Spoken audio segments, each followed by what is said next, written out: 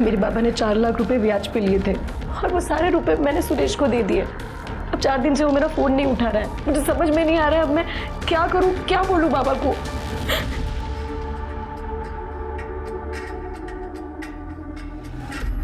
रो मत रागिनी, मैं तुम्हारे पैसे दिलवाऊंगा, मैं तुम्हें हीरोइन बनाऊंगा। मैं हूं ना, परेशान मत हो।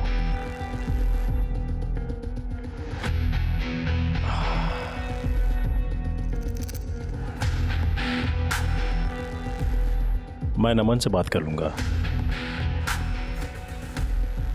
तुम्हें तुम्हारे पैसे मिल जाएंगे। बस एक बात याद रखना, मैं तुम्हारे लिए कुछ भी कर सकता हूं।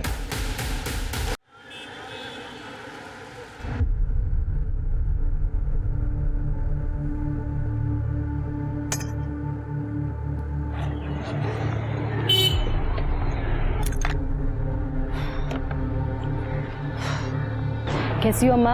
हाँ मैं ठीक हूँ, आप कैसे बच्चा? बस मैं ठीक हूँ। ये देखो आपके लिए गरम गरम पूरी लाई है, अभी खा लो, आप नाश्ता कर लो, ठीक है? हाँ ठीक है बच्चा, तू मेरा कितना ध्यान रखती है बेटा। अच्छा मुझे कोई काम से जाना है तो मैं आती हूँ, फिर आपसे आके मिलती हूँ।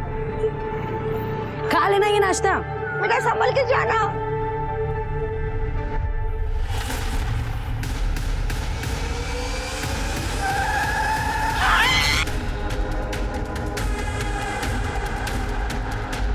Hello police.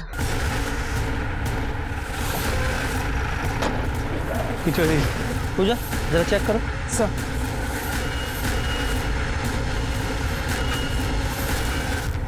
फोन किसने किया था? मैंने किया सर। मेरा नाम सत्यदेव राठी है, ये पास वाली बिल्डिंग में रहता हूँ। रोज की तरह मैं काम पे जा रहा था तो मैंने देखा बूढ़ी माँ खून से लथपथ है, इसलिए आपको फोन कर दिया। पहचानते हो ना? हाँ, लाल चौक पे रहने वाले हर कोई इन्हें बूढ़ी माँ बुलाते हैं। कोई खाना देता है तो बदले में दुआ देती है। साहब मैंने भी कई बार उन्हें खाना दिया। सर इसके हाथ पर ये नाम है जानकी, शायद इन्हीं का नाम हो। हाँ हो सकता है। तो सामान में भी कुछ नहीं मिला, आईडी प्रूफ वगैरह कुछ भी नहीं। देखो इन जानकी के बारे में कुछ और पता चलता है तो। पूजा बॉडी को पोस्टमार्टम के लिए भेजा। सर और शर्मा जरा आसपास चेक करो, कोई सीसीटीवी कैमरा है क्या? सर सर सर जानकी की पोस्टमार्टम रिपोर्ट, उसकी मौत 3 जुलाई की सुबह 7 और 9 बजे के बीच हुई है। मौत का कारण एक्सेसिव ब्लीडिंग है और सर मल्टीपल फ्रैक्चर्स भी हैं। कोई सीसीटीवी? सर वो बाईपास रोड था, वहाँ पे कोई सीसीटीवी कैमरा नहीं मिला। सर जानकी पिछले 6 साल से वही रह रही, लेकिन आसपास के लोगों को उसके बारे में कुछ भी नहीं पता। सब लोग उसे बूढ़ी माँ कहते थे और किसी से उसका कोई बैर नहीं था। सर तो फिर ये रैश ड्राइविंग या ड्रिंक एंड ड्राइव का केस हो सकता है। आजकल लोग सुबह भी पीते हैं। हाँ वो तो है, लेकिन सवाल यह है कि उस समय गाड़ी कौन चला रहा था और वो गाड़ी थी किसकी? हमारा फर्ज बनता है कि जानकी को इंसाफ दिलाएं। सर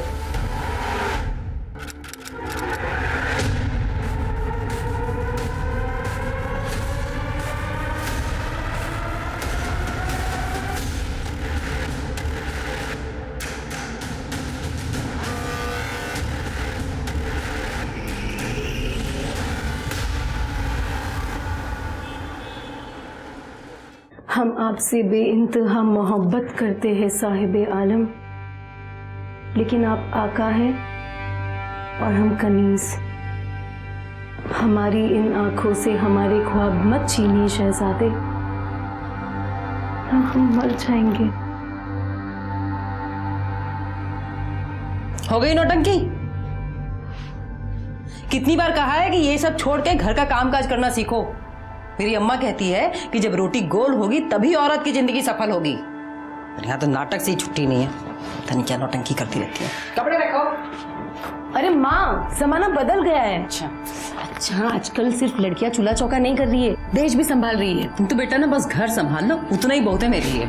अरे घर क्यों संभालेगी भाई, यार इसी गुड़िया है हमारी, सितारा बन के चमकेगी। हैं? आओ इधर। और सितारा अगर चूल्हा चौके के सामने बैठेगा तो काला नहीं पड़ जाएगा? तुम्हारी माँ की तरह। उड़ा लो, खूब मजाक उड़ा लो मेरा। बढ़िया है। जागीरी जल्दी चलो, देर हो जाएगी हमें। हाँ मैं देर से आऊंगी। कुछ करिए, कहाँ जा रही है?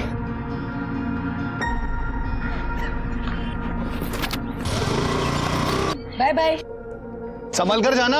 लड़की को ज्यादा छूट दोगे ना तो लोग गाली देंगे। अरे कौन गाली देगा भाई, अब लड़की हमारा नाम रोशन करेगी तब देखना वही लोग ताली भी बजाएंगे।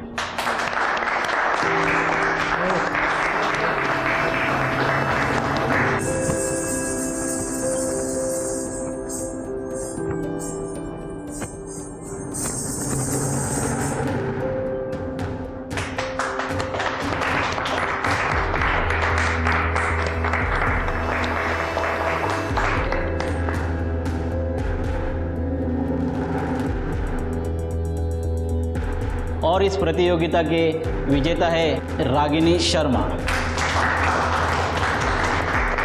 और मैं रागिनी जी से अनुरोध करूंगा वो मंच पर आकर अपना पुरस्कार ग्रहण करें।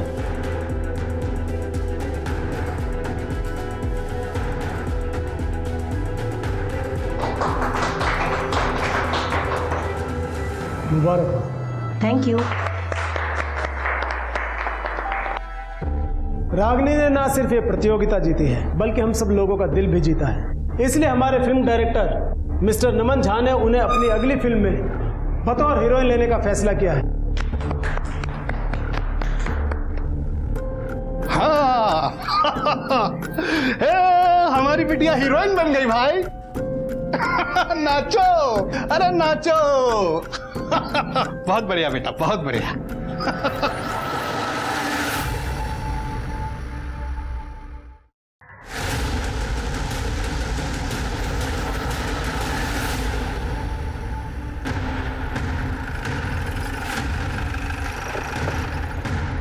आइए साहब। पूजा जरा चेक करो सर। जरा आसपास चेक करो तुम लोग। इस लड़की की बॉडी का कैसे पता चला?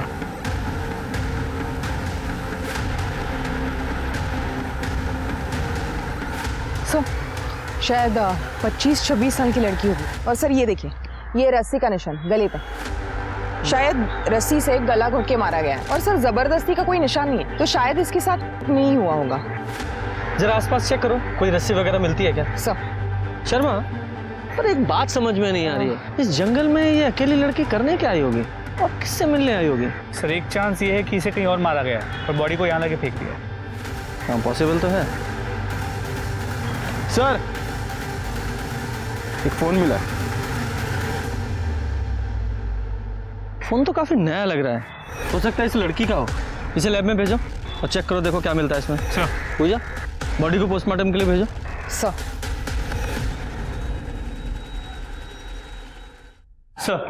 जो फोन हमें क्राइम सीन से मिला था उसे टेक्निकल टीम ने अनलॉक कर दिया है। वो फोन उसी लड़की का है।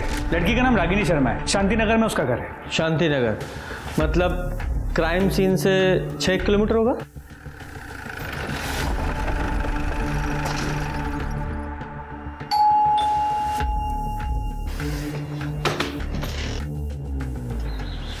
खुला? कोई है? जरा घर चेक करो।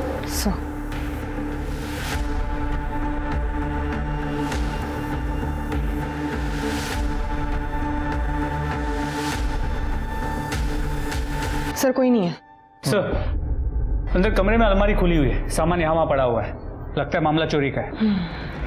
चोरी यहाँ हुई और रागिनी की लाश हमें यहाँ से 6 किलोमीटर दूर वहाँ जंगल में मिली। सर हो सकता है ये 2 अलग अलग लोगों का काम हो। सर मुझे लगता है कि मर्डर यहाँ किया गया है और बॉडी को डंप वहाँ कर दिया गया। हाँ हो सकता है, पॉसिबल है। सर एक डैमेज फोन मिला है। फोन को लैब में भेजो और इसका डेटा रिकवर करवाओ। फॉरेंसिक टीम को बुलाओ और पूरे घर से फिंगरप्रिंट उठवाओ। सर ये जल्दी से जल्दी फोन करो, रिपोर्ट जल्दी से जल्दी मंगाओ। सर सर क्या हुआ? आप लोग कौन है? सर मैं रचना और ये मेरे हस्बैंड है चिंतन। हम यहाँ पड़ोस में रहते हैं। यहाँ जो रागिनी रहती है आप लोग उसे जानते हैं? हाँ सर, हम 3 साल से पड़ोसी हैं, बल्कि मैं तो उसे अपनी बहन मानता हूँ। लेकिन क्या हुआ क्या सर? आपकी मुंह बोली बहन का खून हो गया है और उसकी लाश हमें यहाँ से 6 किलोमीटर दूर झाड़ियों में मिली है।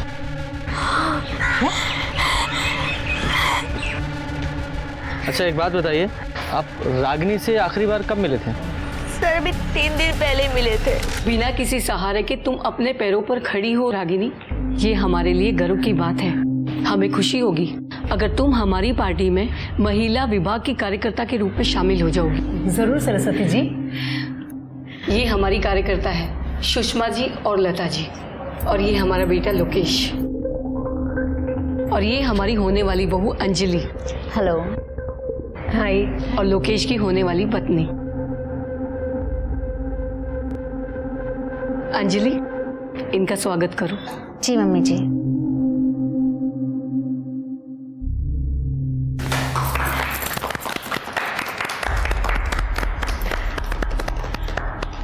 अब हम चलते हैं। चलो।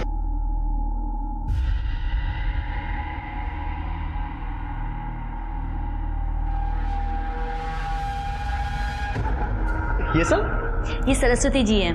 रागिनी को अपने जन जीवन पार्टी में आने का मौका दे रही हैं। अरे वाह, मुबारक हो। ओ हेलो, कहाँ खोई हुई हो बहना?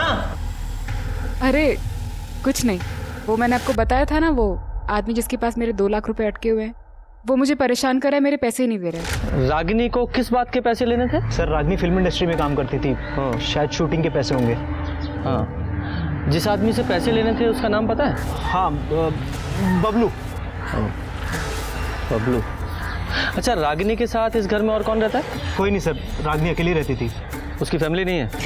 नहीं सर, है। उसके मम्मी पापा हैं, वो गाजियाबाद में ही रहते हैं, लेकिन दूसरे घर में।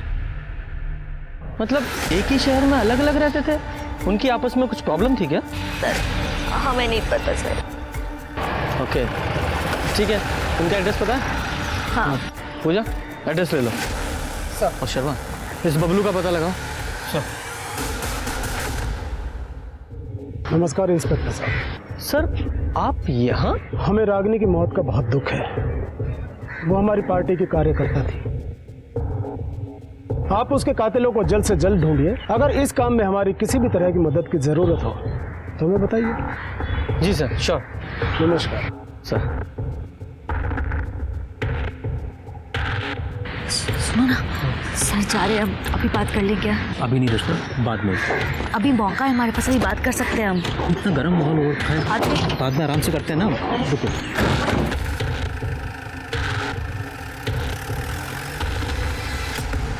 आपकी बेटी से आपकी आखिरी बार बात कब हुई थी?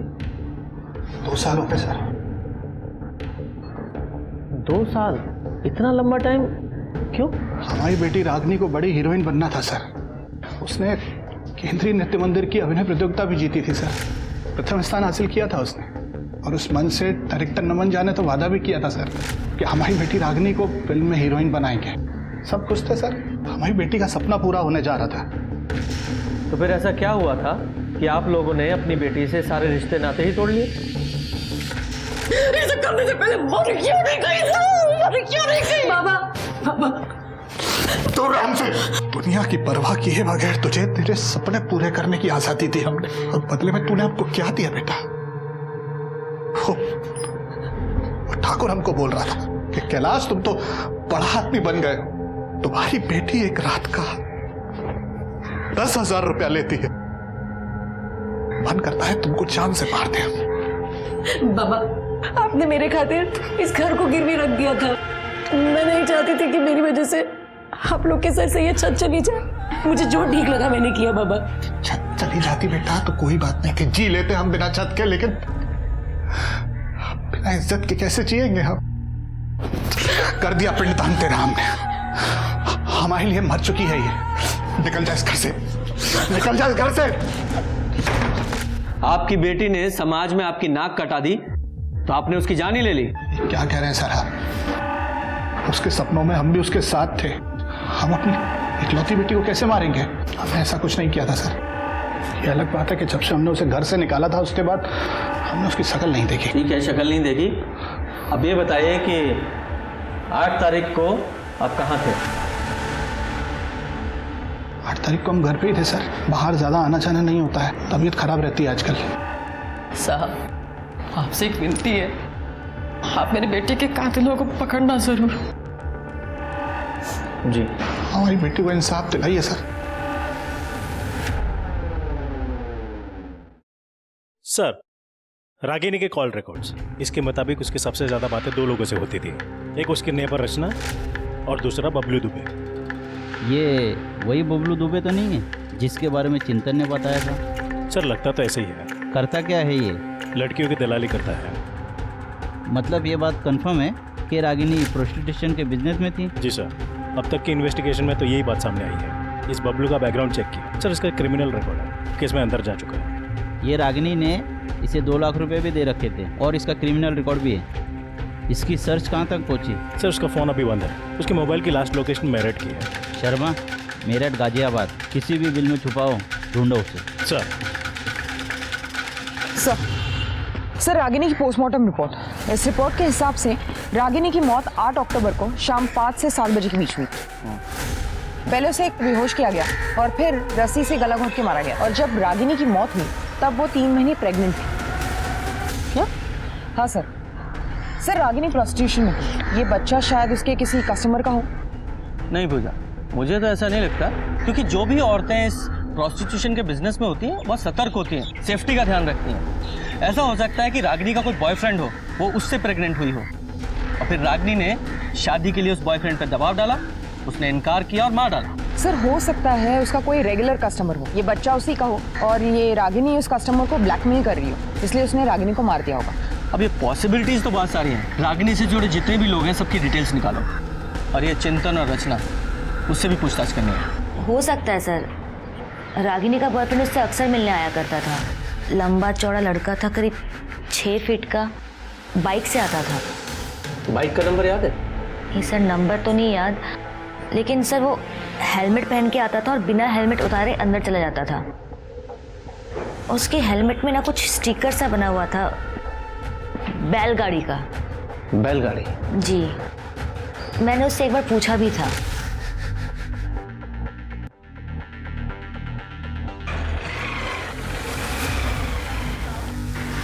रागिनी कौन था ये? भाभी वो मेरा बॉयफ्रेंड है। क्या नाम है इसका? नाम में क्या रखा है आपको मिलवा ही दूंगी, ना शादी के दिन मिल लेना। ये रागिनी ने लड़के का नाम क्या बताया था? सर उसने नाम तो कभी बताया नहीं। ठीक है, पूजा अगर कब पूछेंगे? अभी नहीं, बाद में करते ना। अरे कुछ कहना चाहती हो? मैंने उस दिन भी नोटिस किया तुम कुछ कहने की कोशिश कर रही थी। घबराओ मत, जो कुछ भी है साफ साफ बताओ, किसी से भी घबराने की जरूरत नहीं है। बताओ, आराम से बैठ के बताओ। बोल, क्या कहना चाहती? सर मैं 10 साल की थी जब मैं अपने माँ बाप से अलग हो गई। मेरे पापा रोज दारू पीते थे और रात को घर आके मुझे और माँ को मारते थे। मेरी माँ मुझसे बहुत प्यार करती थी। उस दिन दिवाली का दिन था और बाबा फिर से दारू पी के आए थे।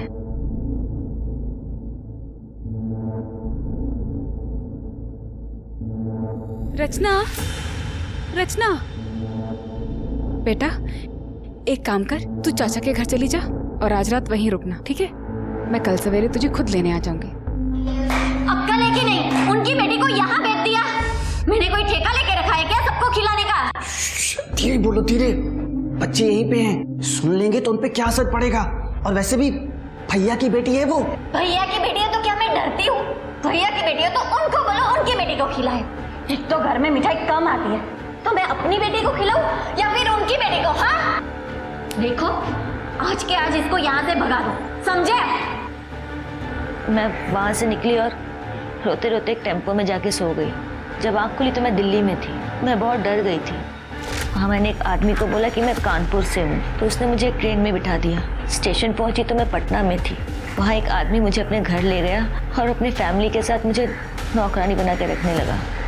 फिर एक दिन मुझे वहाँ से भी निकाल दिया। वहाँ से निकल के फिर एक NGO में गई। वहाँ मैंने 12th तक पढ़ाई की और ये मुझे वहीं मिले थे। हम लोगों ने शादी कर ली। लेकिन सर, मुझे मेरी माँ की बहुत याद आती है। मुझे ऐसा लगता है कि मेरी माँ मुझे ढूंढ रही है। तो फिर तुमने अपने माँ बाप को ढूंढने की कोशिश क्यों नहीं की? मैडम, मुझे मेरा घर नहीं याद। मुझे बस इतना याद है कि हम कानपुर में रहते थे और हमारा घर स्टेशन के पास था और मेरे बाबा रिक्शा चलाया करते थे। सर, आप मेरी माँ को ढूंढेंगे ना सर? Please sir. हम आपके माँ बाप को ढूंढने की पूरी कोशिश करेंगे। आप बिल्कुल चिंता मत कीजिए, रिलैक्स। पूजा, एक टीम इनकी फैमिली को ढूंढने के लिए लगाओ। जी सर। सर एक मिनट। हेलो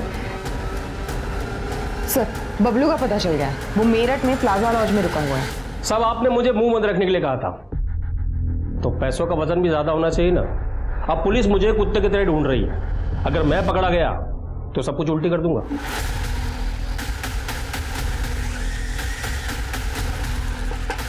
कौन है?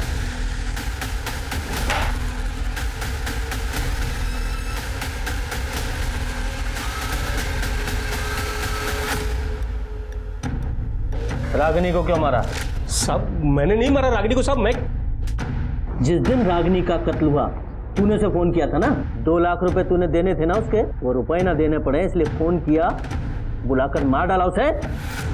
साहब रागिनी मेरे लिए सोने का अंडा देने वाली मुर्गी थी साहब, हर महीने लाख रुपए कमाता था उससे साहब मैं, उसके मरने का सबसे ज्यादा नुकसान मुझे हुआ है साहब, मैं क्यों मारूंगा उसे? तो फिर उसके पैसे क्यों नहीं लौटाए? कैसे लौटाता साहब? पिछले 8 महीने से वो काम नहीं कर रही थी, अगर वो काम कर रही होती ना तो सूद समेत वापस कर देता पैसा। पिछले 8 महीने से काम नहीं कर रही थी क्यों? साहब हो सकता है किसी लड़के के प्यार में पड़ी हो, हमारी लाइन में होता है साहब ये सब। जो वो पिछले 8 महीने से काम ही नहीं कर रही थी तो तूने फोन क्यों किया उसे? सब रागिनी के लिए कस्टमर की पर्सनल डिमांड आई थी साहब, और पैसे भी अच्छे मिल रहे थे इसलिए फोन करना पड़ा साहब। अरे रागिनी को छोड़ो साहब, मेरे पास एक से एक लड़कियां हैं, उससे भी अच्छी देता हूँ आपको। रागिनी चाहिए, कर सकता है तो बोल। कोशिश करता हूँ साहब, लेकिन पैसे ज़्यादा लगेंगे। हाँ ऐसा जितना तू बोले फिर हो जाएगा काम। साहब मुझे मालूम था कि वो मना ही करने वाली है, लेकिन साहब फिर भी मैंने उससे फ़ोन किया। देख बबलू, मैंने पहले ही बोला मैंने काम छोड़ दिया है। अरे एक रात का 2 लाख रुपए दे रहा है।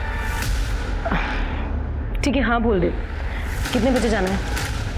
सब 5 बजे रागिनी पिकअप पॉइंट पे मिलने वाली थी, वहाँ से वो कस्टमर के साथ आगे जाने वाली थी साहब। रागिनी ने हाँ बोला और मैंने उनकी बुकिंग होटल डिसेंट में करवा दी थी साहब। कस्टमर कौन था? कस्टमर का नाम तो नहीं मालूम साहब, लेकिन नंबर मालूम है साहब। शर्मा इससे नंबर लो उस कस्टमर का, पता लगाओ कौन है वो। सर तू ध्यान रखना, फिलहाल तुझे छोड़ रहा हूँ, लेकिन तू हमारे रडार पर है। शहर के बाहर एक कदम भी रखा ना तो ऐसा केस लगाऊंगा जिंदगी भर जेल में सड़ेगा। फिर आई बात समझ में? ठीक है शर्मा, इस बबलू ने अभी हमें पूरी जानकारी नहीं दी है, जरा उस पर नज़र रखो क्योंकि इसकी एक्टिविटी हमें कातिल तक पहुंचा सकती है। सर और एक बात, इस बबलू से ना एक रागिनी के जितने भी कस्टमर थे सबकी एक लिस्ट ले लो और सबसे बात करके देखो। और वो डिलाइट होटल जहाँ ये रागिनी अपने कस्टमर के साथ जाती थी वहाँ से CCTV फुटेज मंगाओ और चेक करो कि कौन कौन से ऐसे रेगुलर कस्टमर थे जो उसके साथ वहाँ जाते थे। चेक कर दो। हाँ ना जरूर। शर्मा जब भी इस रोड से गुजरता हूँ मुझे वो बुढ़िया माँ थी ना जानकी, उसका वो दर्दनाक हादसा याद आता है। तुमने बताया था ना उस केस का एक चश्मदीद का वहाँ, वो लड़का जो कील बेचता था वो तब से गायब है, पता लगाओ कहाँ है वो? सर खबरियों ने बताया कि उसे MG रोड पे देखा गया। MG रोड पे? जरा ढूंढो उसे। सर जो नंबर बबलू ने बताया था वो इसका है। नाम क्या है तुम्हारा? बाकेलाल चौधरी। 8 तारीख को मेरा मोबाइल चोरी हुआ था सर, और मैंने कंप्लेंट भी लिखाई थी। ठीक है तुम जाओ। सर मैंने होटल डिसेंट में पूछताछ की, 8 तारीख को रागिनी की बुकिंग तो थी लेकिन वो वहां पहुंची ही नहीं। CCTV footage. सर ये आदमी देखिए, ये आदमी हर 2 दिन में रागिनी के साथ देखा गया। सर बबलू ने बताया था कि ये कस्टमर हर दूसरे दिन रागिनी के लिए कॉल करता है। सर रागिनी ने काम तो बंद कर दिया था फिर भी ये कॉल करता था। नाम क्या है इसका? आकाश अवस्थी। बुलाओ इसमें। सर। और सुनो रचना को भी बुलाओ। सर ये बता रागिनी को क्यों मारा? मैंने? हाँ तूने। पहले तूने उसे प्रेग्नेंट किया, जब उसने शादी के लिए दबाव डाला और बच्चा अपनाने के लिए कहा तो मार डाला उसे। मेरा बच्चा? सर माना मैं उससे रेगुलर मिलने जाता था, लेकिन सर मैंने कभी उसे हाथ भी नहीं लगाया। बेवकूफ़ समझता है हमें? सर मैं सच कह रहा हूँ सर, दरअसल मैं दौर का रहने वाला हूँ, इसलिए ना यहाँ कोई दोस्त है ना कोई पहचान वाला, बस एक रागिनी थी जिससे बात करके अच्छा लगता था। अगर आप हमें पसंद नहीं करते हो तो हम यहाँ क्यों आते हैं? तुम हमें पसंद हो रागिनी, बस औरत का ये रूप हमें पसंद नहीं। असल में बात यह है कि तुम मुझ में एक ग्राहक देखती हो और मैं तुम में एक अच्छा दोस्त। एक आप हो और एक कुछ नहीं, जाने दो। तकदीर में शायद यूं ही जीना लिखा है, अब तो मौत भी बिन बुलाए आएगी। रागिनी बहुत परेशान थी सर, कुछ तो बात थी जो उसे खाए जा रही थी, शायद फंस गई थी जिसमें फरोशी के दलदल में। लेकिन हमें पता चला है कि तू उसके घर भी आता जाता था। नहीं सर, मैं कभी उसके घर नहीं गया। मेरे पास तो उसका फ़ोन नंबर तक नहीं है, तो घर का पता मुझे कैसे मालूम होगा? मैं तो हमेशा उससे बबलू के थ्रू ही मिला हूँ। पूजा, हाँ तो मिस्टर आकाश अवस्थी, इस हेलमेट को पहचानते हो? तुम्हारा है ना? नहीं सर। पहनो से।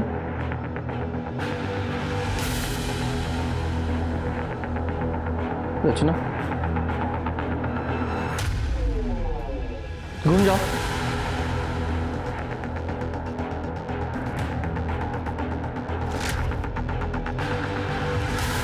वहां तक जाओ और वापस आओ। वापस आओ।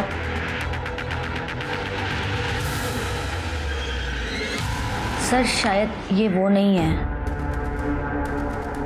ठीक है, हेलमेट उतार दो। सिंह, लेके जाओ। जी सर। और हाँ, बिना बताए शहर छोड़ के नहीं जाओगे तुम। जी सर।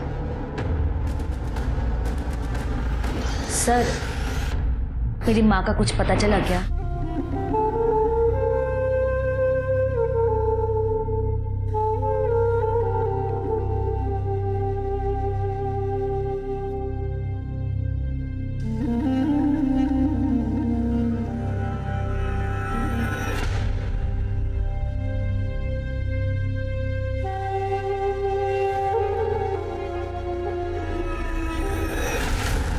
तुम जानती हो ना? हाँ सर, रागिनी ने मिलवाया था एक बार। रागिनी ने बहुत मानती थी, इन्हें खाना पानी कंबल सब देती थी। और क्या जानती हो इनके बारे में? सर और तो कुछ नहीं पता मुझे। ठीक है, अभी तुम जाओ और डोंट वरी, तुम्हारी माँ जल्दी ही मिल जाएगी। Thank you sir. शर्मा, मुझे लगता है कहीं ना कहीं ये दोनों केस आपस में जुड़े हुए हैं। सर, रागिनी के घर से जो फोन मिला था उसका डेटा रिकवर हो गया। ये देखिए।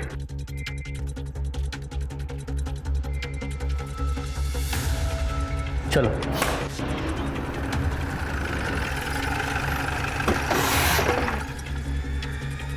ये देखिए सर।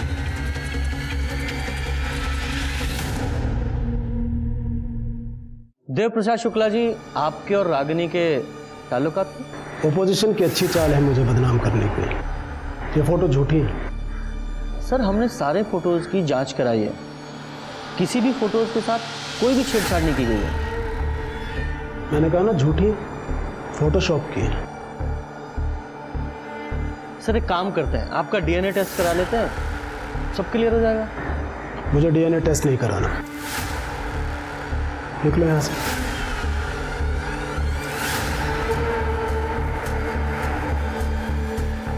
हाँ इंस्पेक्टर, तुमने वो हाथी और चींटी वाली कहानी सुनी है? चींटी अपने दायरे में ही रहे तो अच्छी है।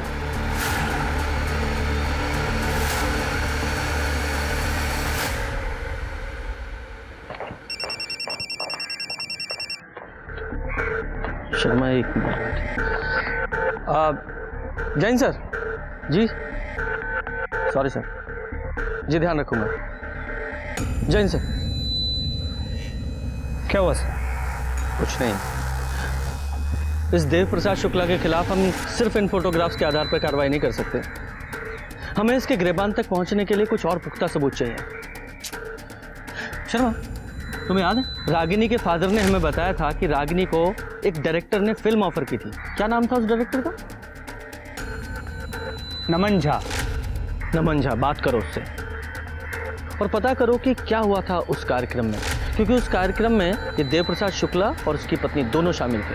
और हो ना हो, मुझे लगता है कि इस सारे चक्रव्यूह की शुरुआत उसी प्रतियोगिता से हुई है। सर, उस प्रोड्यूसर नमन झा से बात हुई। वो इस वक्त लंदन में अपनी फिल्म की शूटिंग कर रहा है। उसने कहा कि देव प्रसाद शुक्ला के कहने पे उसने रागिनी को फिल्म तो ऑफर की थी, लेकिन ना वो कभी रागिनी को मिला है, ना उसके बारे में कुछ जानता है। सर एक और बात, ये रागिनी जिस घर में रहती थी वो उसी के नाम पर रजिस्टर्ड है। 40 लाख की प्रॉपर्टी कैश दे के खरीदी। 40 लाख रुपए कैश दे के खरीदा? मुझे नहीं लगता कि रागिनी के पास इतना पैसा होगा। हो ना हो ये देव प्रसाद शुक्ला, इसका इस मर्डर में जरूर हाथ है।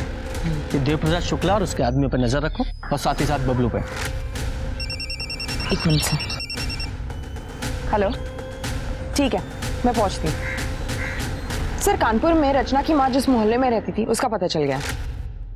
वेरी गुड, काम करो, तुम वहाँ के लिए निकलो। सर। और शर्मा, तुम ये बबलू पर नजर रखो। सर। ये लो, ये पिटीशन है, साइन करा देना। सर हमने सभी सस्पेक्ट्स पे नजर रखी थी। सर ये कुछ फुटेजेस देखिए। सर ये आजाद नगर के पार्किंग लॉट की फुटेज है। यहाँ पर बबलू, ये देखिए, इससे पैसे ले रहा है और पैसे लेके चला गया। पर सर यही आदमी रागिनी के मर्डर से एक दिन पहले उसके घर के आसपास मंडराता हुआ नजर आ रहा है। ये तो देव प्रसाद का बॉडीगार्ड है। क्या नाम है इसका? सर ओम प्रकाश। लेके आओ इसे। देख, बबलू ने अपने सारे गुनाह कबूल कर लिए और ये भी कबूल किया है कि तूने उसे चुप रहने के लिए पैसे दिए थे।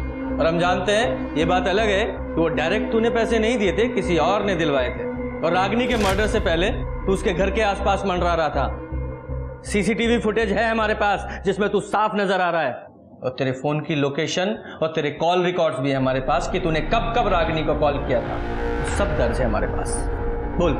साहब ये बात सच है कि मैं उसके घर के पास गया, लेकिन साहब आज तक मैंने उसको फोन नहीं किया कभी। मैं जानता हूं कि तूने कभी रागिनी को कॉल नहीं किया और मैं ये भी जानता हूं कि तेरे फोन से रागिनी को कौन फोन करता था। मैं सिर्फ तेरे मुंह से उसका नाम सुनना चाहता हूं। देख, सरकारी गवाह बन जा या फिर सारी जिंदगी जेल में सड़ना, चॉइस तेरी है। हाथी और चींटी की कहानी सुनी है मैंने शुक्ला जी, और ये भी सुना है कि चींटी अगर एक बार हाथी के कान में चली जाए तो उसे तांडव करवा देती है। अब मुद्दे की बात शुरू करें। मैंने ही रागिनी को फिल्म दिलाने के लिए नमन से बात की थी। सर, उन्होंने मुझे अपनी फिल्म में हीरोइन बनाने का वादा किया था। उनका एक आदमी सुरेश एक हफ्ते पहले मुझे गाजियाबाद में मिला। अरे मैडम, अगर फसल उगानी है तो बीज तो बोना ही पड़ेगा। 4 लाख रुपए खर्च होंगे, कॉस्ट्यूम का, ऑडिशन का, पोर्टफोलियो का, शोरील का। मैडम बहुत पैसा खर्च होता है, काम निकालिए, चाय पानी सब करना पड़ता है। अब जब 4 लाख रुपए इकट्ठे हो जाए ना, मुझे फोन कर देना। पर इतना श्योर है कि काम दिलाने की गारंटी मेरी है। मेरे बाबा ने 4 लाख रुपए ब्याज पे लिए थे और वो सारे रुपए मैंने सुरेश को दे दिए। अब 4 दिन से वो मेरा फोन नहीं उठा रहा है। मुझे समझ में नहीं आ रहा है अब मैं क्या करूं, क्या बोलूं बाबा को।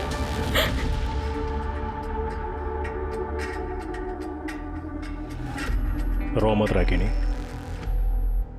मैं तुम्हारे पैसे दिलवाऊंगा, मैं तुम्हें हीरोइन बनाऊंगा। मैं हूं ना, परेशान मत हो।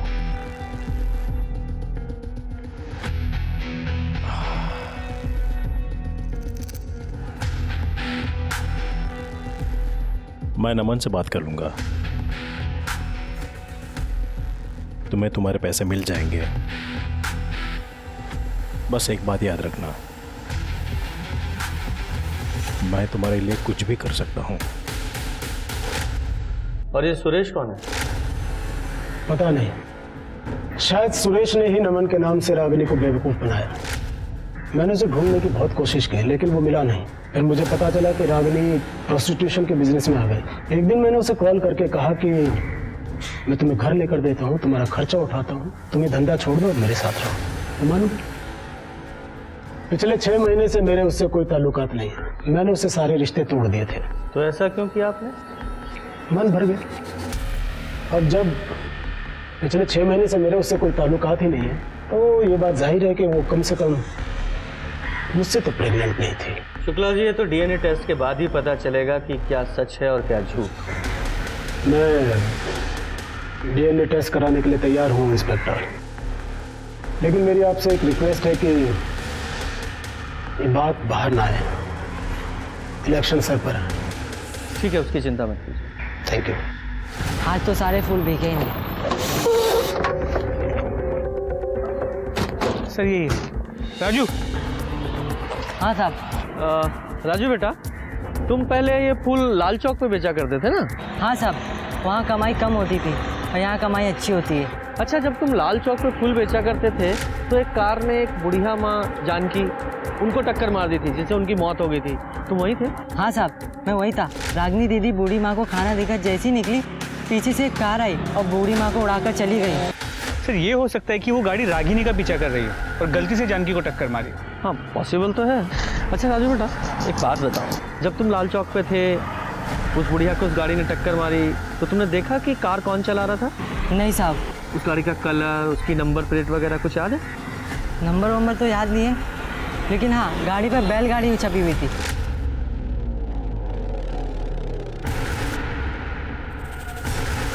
शर्मा, ये दोनों केस एक दूसरे से जुड़े हुए हैं। वो बैलगाड़ी का निशान रागिनी के बॉयफ्रेंड के हेलमेट पर भी था। जी सर। हाँ, यही बैलगाड़ी थी।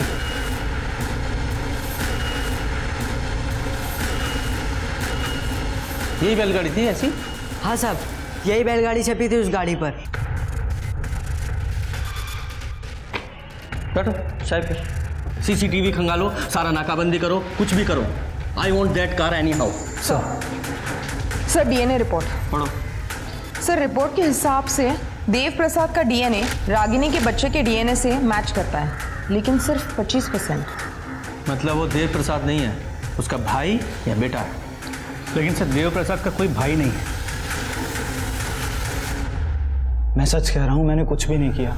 देख लोकेश कुमार, पुलिस की मार तू सह नहीं पाएगा, इसलिए जो भी है पूरा सच बता, वरना बाद में तेरे हलक में हाथ डाल के निकलवाऊंगा मैं। और तेरे खिलाफ बहुत सारे सबूत हैं हमारे पास।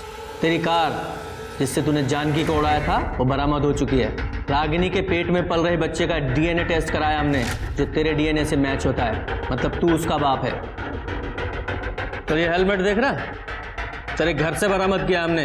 तेरा हेलमेट है ये, जिसे पहनकर तू रागिनी से मिलने जाता था। अब झूठ मत बोलना, क्योंकि गवाह है मेरे पास। और ये बैलगाड़ी का स्टिकर तेरे बाप की पॉलिटिकल पार्टी का पुराना चुनाव चिन्ह है। ये बात भी हमें पता है, जो तेरी गाड़ी और हेलमेट दोनों पर है। बताता हूँ सर, सब बताता हूँ। रागिनी मेरे घर आया करती थी पापा से मिलने, तभी मैंने उसे पहली बार देखा। हमारे बीच बातचीत चालू हो गई। वो मुझे अच्छी लगती थी सर। रागिनी पापा के जाल में फंस चुकी थी, ये बात मैं जानता था, इसलिए मैं उससे छुप छुप के मिलने लगा। और एक दिन लाल चौक पर रागिनी का पीछा करते करते मैंने गलती से एक बुजुर्ग महिला के ऊपर गाड़ी चढ़ा दी। बाद में जब मुझे पता चला कि रागिनी और पापा के बीच सारे रिश्ते ख़त्म हो चुके हैं, तो हम फिर मिलने लग गए, बातें करने लग गए। हमारे बीच की दूरियां धीरे धीरे कम हो गई, हम और नज़दीक आ गए। लेकिन एक दिन अंजलि ने मुझे और रागिनी को एक साथ देख लिया। उसे हमारे रिश्ते के बारे में पता चल गया। फिर मैंने अंजलि को वादा किया कि मैं रागिनी को अब फिर कभी नहीं मिलूंगा। ये अंजलि कौन है? सर उससे मेरी शादी तय हुई थी, और उसके बाद मैंने रागिनी से बात करना बंद कर दिया। फिर एक दिन रागिनी ने बताया कि वो प्रेग्नेंट है। मैं बच्चा नहीं गिराऊंगी। शादी कर रहा है ना तू? मैं भी देखती हूँ उस अंजलि के साथ तू कैसे शादी करता है। शादी तो मैं करूंगा, और तू कुछ कर नहीं पाएगी। निकल मेरे घर से, गेट लॉस्ट, निकल। और जब रागिनी ने एबॉर्शन कराने से इनकार कर दिया और तुझे एक्सपोज करने की धमकी दी, तो मार डाला उसे? नहीं सर, हाँ मैं गुस्से में था, लेकिन मैंने उसको मारा नहीं है सर। सर ये देखिए,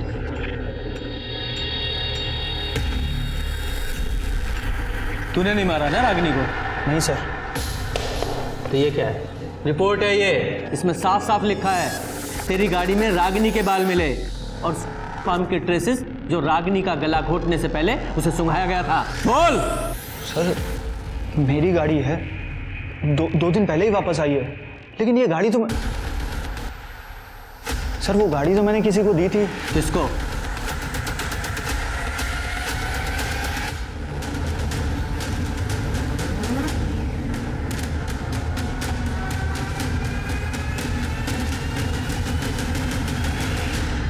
तो मैडम अंजलि, तो शुरू से बताओ, बोलो बोलो। सर लोकेश और रागिनी को रंगे हाथों पकड़ लिया था। लोकेश ने मुझे प्रॉमिस किया था वो उससे कभी नहीं मिलेगा, लेकिन फिर भी वो उससे मिलने गया। मैंने उसका पीछा किया, वो रागिनी के घर के अंदर चला गया, मैं वहीं खड़ी थी। कुछ देर बाद वो वापस आया।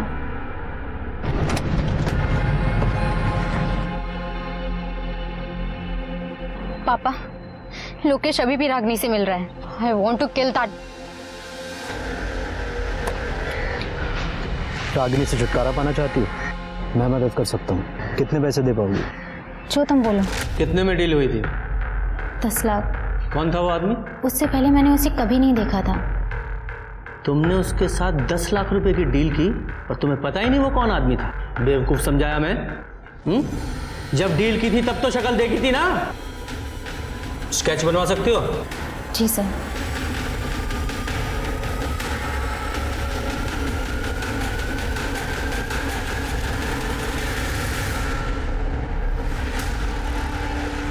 ये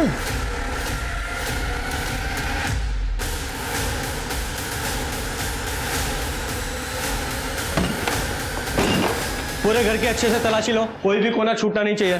सर आप लोग यहाँ पर, क्या हुआ है सर? चिंतन कहाँ है? चिंतन तो घर पे नहीं है, लेकिन क्या हुआ? अभी पता चल जाएगा क्या हुआ है।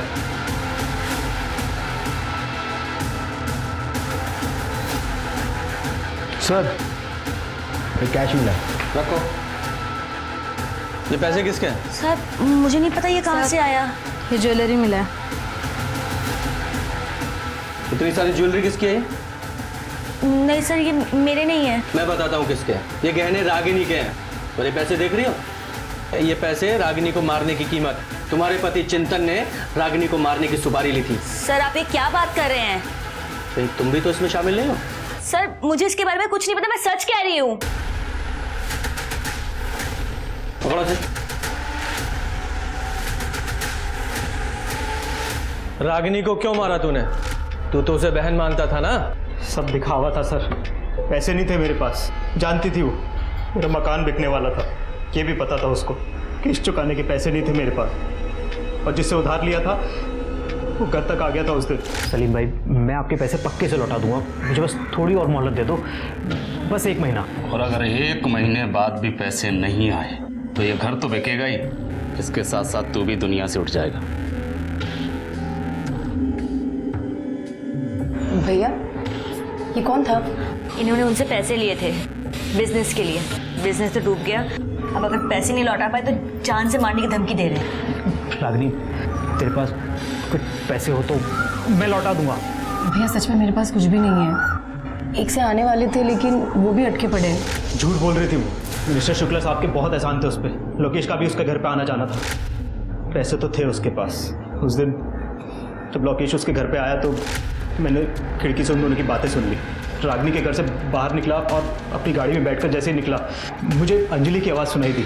वो फ़ोन पर रागिनी को मारने की बात कर रही थी। मुझे पैसा कमाने का जरिया नज़र आया और मैंने जाके अंजलि से बात की। कितने पैसे दे पाओगे? जो तुम बोलो।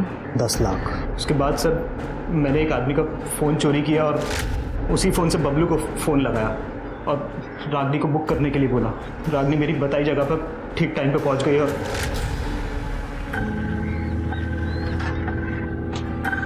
अरे चिंतन भैया, आप लोकेश की गाड़ी में? हाँ, उसी ने भेजा है मुझे। आओ बैठो। ठीक है।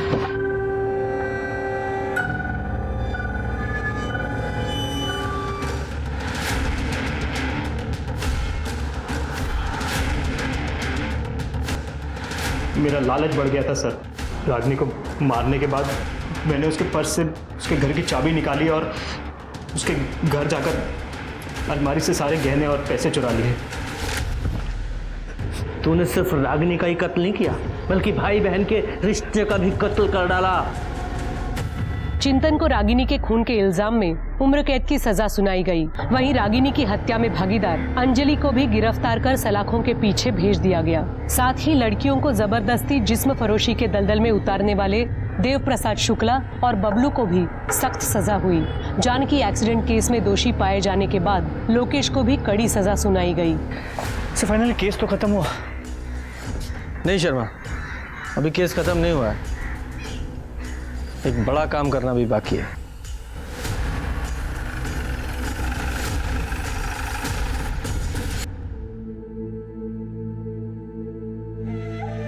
माँ,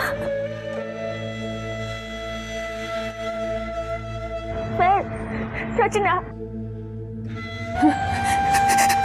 रचना मेरी बच्ची, तू कहाँ चली गई थी रचना? मुझे माँ को छोड़ के कहाँ चली गई थी?